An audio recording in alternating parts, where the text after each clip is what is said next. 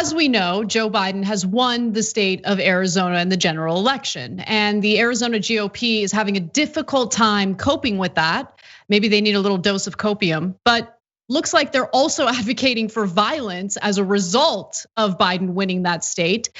So this all went down on social media where some user on Twitter had tweeted this: "I'm willing to give my life for this fight," meaning this person's willing to give his life to overturn the election results. And so the Arizona Republican Party quote tweeted that and said, "He is, are you?" So what does that even mean? He is, are you? Like, you want people to go to war and possibly die to overturn the election results and undermine our democratic process? Okay. They also bizarrely tweeted a Rambo movie quote, because of course they did. Here's what that looked like. "This is what we do, who we are, live for nothing or die for something." They later deleted that tweet for obvious reasons. Yeah. There's more to the story, but Cenk, why don't you jump in? Yeah, the obvious reason is they're threatening to murder people. So that's Rambo pointing an arrow at some guy's head, and they're saying, "Why don't you die for something? Why don't you die for something?" Okay, by the way, no, they don't even know what that thing is. We lost 49 court cases, including the Supreme Court today. But why don't you go ahead and die because we'd like to be dictators? So this is super dangerous. I'd like to remind everybody, it's not like there hasn't been political shootings in the state of Arizona. Gabby Giffords, a Democratic congresswoman, was shot in the head in Arizona.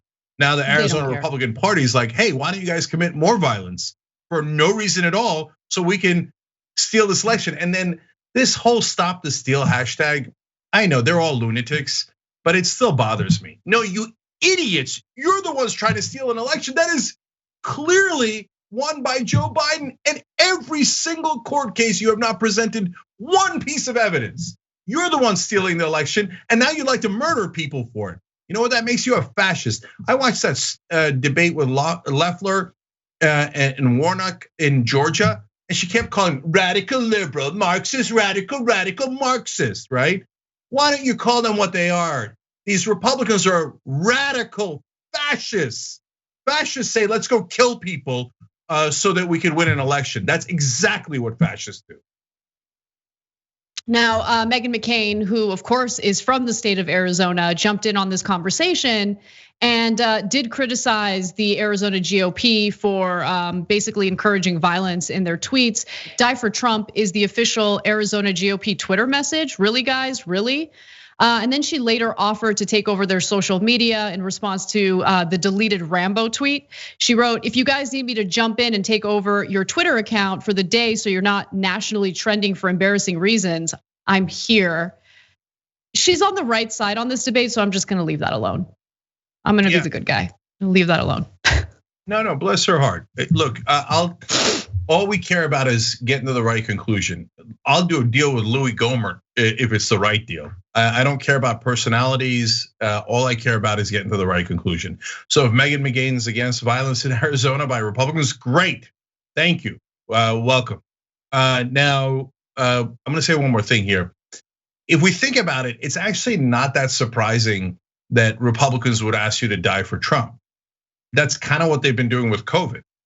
So they're saying, "Yeah, don't wear the mask because Trump doesn't think he looks good in a mask." And he wanted the stock market back open so he could make more money and his friends and donors could make more money. So why don't you die for Trump's rich friends? So since they've been asking them that, and they have been dying, over 280,000 Americans have died because of Donald Trump's incompetence. Well, is it that much of a stretch to say, "Hey, why don't you take some people out on your way to dying for Trump?" It's become an official death cult. This is what Jonestown looks like. The only thing left now is Kool-Aid. I mean, actually, not even. You could argue that when Trump said, "Why don't you guys inject yourself with bleach to cure coronavirus?" that was his version of Kool-Aid. So, but is he gonna do? I would not. I know this sounds ridiculous, but some sort of Trump miracle cure. Remember, that's what all the right wing does. You watch the 700 Club, Pat Robertson, Alex Jones, you name it. They all have miracle shakes. So Trump's COVID miracle shake after he is out of office, and then you take it and then you wind up dying because it doesn't work. Jonestown on a mass scale, wait for it. Thanks for watching the Young Turks, really appreciate it. Another way to show support is through YouTube memberships. You'll get to interact with us more. There's live chat emojis, badges.